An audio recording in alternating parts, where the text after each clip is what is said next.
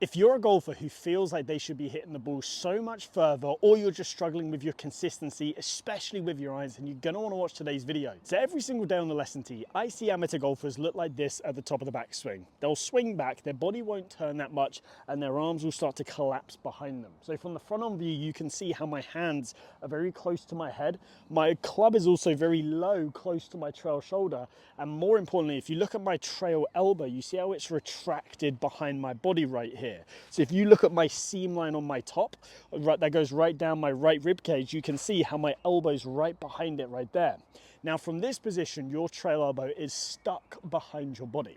Now here's the thing, once it gets stuck back there, it is impossible to get it back in front. So as a byproduct, when you're in this position, your body is then going to want to throw the club away from you in order to give yourself a chance of creating any space. It often early extends, and this is why we see a look that looks like this at impact, where you're casting the club and you're scooping at it on the way through. Now, this is just a horrible position. We do not want to be in it, but we can fix this with an all-in-one drill. Now let's rewind about a decade, maybe 15 years ago. Tiger Woods did a clinic. In that, he said the best swing thought that he has for hitting the ball further and more consistent is that at the top of his backswing, he feels like his hands are as far away from his head as possible. So basically he has a lot of width up there, so his hands are wide away from him.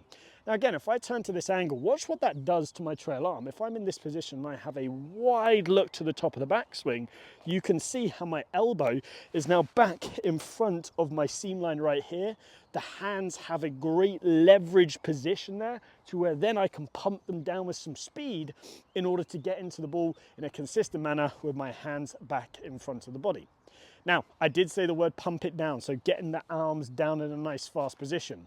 What a lot of golfers will do is when this trail arm gets behind them, as soon as they then pull on the handle, because the elbow is then stuck behind them here, as soon as they pull down, the club steepens.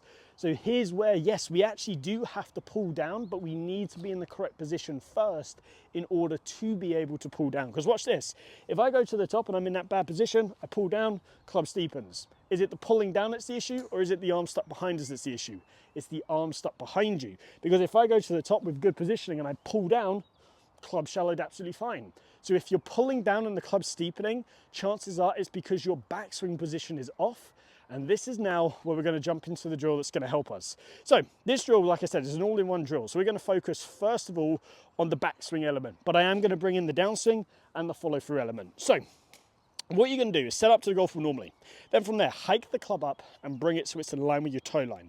So you got your left hand, the palms pointing back towards you, and your right palm is going to go where your pinky is just touching the bottom of the grip right there, and it's going to go away from you here. Now it's crucial we start in this position where we have two 90-degree angles with the arms and the club. Now, your swing thought as you turn back is to keep your hands as wide away from you as possible as you turn. So if I turn, keep the arms wide away from me as possible. Now in this position here, if we start from the ground up, my left foot and right foot have about 50% pressure in each of them. So it's very, very even between the two. Number two, my left knee's worked in slightly. My right leg's lost some knee bend, so it's a little bit straighter. You can see my hips have turned, my chest is turned, and my arms are nice and wide in this position. So you can see this is actually getting me this beautiful wide position at the top with a lot of rotation. Now you might not be able to turn as much as me. Obviously I know I'm 26 and a lot of my viewers are 50 plus, so you might only be able to turn to here. But still, if you're in this position and this is your top of the backswing, don't then try and collapse your arms to cheat it. Just get your arms in a good position there, because then we can get into the second part, which is how we then generate speed from this position and consistent ball striking. So you can see as I do that, I turn to the top, I just feel what it feels like to get into this nice wide position at the top. I slide my trail arm down, and as you can see here from the downline view, really nice top of backswing structure. Front on view, I've got a really nice center pivot, nice width with the hands to then where I'm able to swing all the way through and get some consistent ball striking. So if I do that feel, I go here, I turn to the top, feel like I'm nice and centered, feel like a nice stretch, place my right arm on. Okay, that's the position I'm aiming for. Now if I shuffle in and hit a shot, let's see if I can replicate that feeling of the hands feeling nice and wide as I turn in the backswing. Let's see what happens. So we've now done the backswing. Now let's talk about the transition, the downswing. And like I said, if we can get into this good position here at the top, where everything's in front of our body, the elbows in front of the seam line, we can now start to really pump the hands down as we start to shift back towards the target. So again, let's get into this drill right here. Let's go to the top. Now, what are we looking to see here? Well, note the starting position. I have the club head in line with the hands. Everything's in a nice position here. As I turn to the top, I want you to then shift and pump your arm straight back down to this position and pause here. Now what you'll notice is as I've pumped down, my left hand's back in front of my left leg and the club head is slightly behind my hands. This is putting me in a great delivery position to where I can then just rotate onto the ball. So if I'm here, I turn to the top, I pump it down. Here, turn to the top, pump it down. So do that a couple times, feel what it feels like. And what this is training is you getting your hands down onto plane. If I then slide my right hand off into the delivery position here, you can see how that's a perfect delivery position, set me up to get into the ball nicely. Learn what it feels like to get into this spot right here, because if you can learn this position, you are pretty much 90% of the way there to a great impact position. Go nice and slow to the top, nice wide position, pump the arms down to here, and then you can start to just clip some shots from there. So do a shot just like this, you go to the top nice and wide, back down to the delivery position and just turn it through from there and just get used to what that feels like. So let's now talk about how we get from that delivery position through into the release. A lot of amateurs get into a position, especially to where that trail arm's stuck behind them, to where they look like this, to where the club head's dived inside big time, the hands have sort of shot out in this direction, and from there they cannot compress the ball, they're not delivering the shaft lean. So what we can do is we can use again this split hand pump drill to also help you what it feels like to have the hands arced to the inside, learn what it feels like to excessively have the club head outside in this position, which if I then turn down, that's shaft lean right there. So if I turn to this position, I bring it up, I put my body there and I rotate, that's that excessive position. The more you go this way, I bring my body back in here, the more that's practicing a scooping motion. Now, I am not saying that you are going to hit shots and be in this position. Most golfers are releasing it in this spot right here, which is 100% what we want to achieve. But if you're the golfer who is going this way and getting way too chicken wingy, way too narrow, we need to give you an exaggeration. And this is where having the sensation of the hands arc in, club stay out is good. It's not reality, it's a feel. Feel versus real are two different things.